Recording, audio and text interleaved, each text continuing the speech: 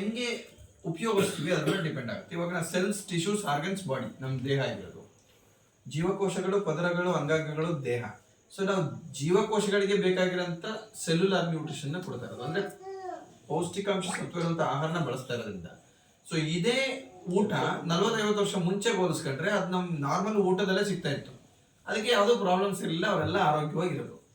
So ಇವತ್ತು ಈಗ ಏನ್ ಜನರೇಷನ್ ಇದೆಯೋ ಇವರೆಲ್ಲ 100 ವರ್ಷ ಬದುಕ್ತಾರೆ ಅಂತ ಯಾರಿಗಾರ ಗ್ಯಾರಂಟಿ ಇದೆಯಾ?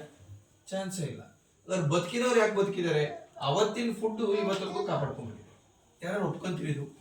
ಅದ್ರ ಕ್ವಾಲಿಟಿ, ಅವತ್ತಿನ ನಂಬಿಕೆ, ಅವತ್ತು ಜನರ ಹತ್ರ ವಿಶ್ವಾಸ, ಜನರಿಗೆ ಕೊಡೋ ರೆಸ್ಪೆಕ್ಟ್, ಪ್ರತಿಯೊಂದೂ ಆಗಿತ್ತು.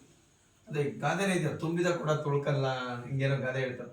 ಸೊ ಹಂಗೆ ಸೇಮ್ ನಾವೇನ್ ಕಲ್ತಿರ್ತೀವಿ ಅಥವಾ ನಾವು ಯಾವ ವಾತಾವರಣದಲ್ಲಿ ಇರ್ತೀವಿ, ಸೊ ನಾವೆಲ್ಲಿ ಇರ್ತೀವಿ ಹಂಗೆ ನಾವು ಮಾತಾಡ್ಬಿಡ್ತೀವಿ. ನಾವೆಲ್ಲಿಗೆ ಹಿಂಗ್ ಬೇಕೋ ಸೊ ನಾವು ಹಂಗೆ ಆಗೋಗ್ತೀವಿ.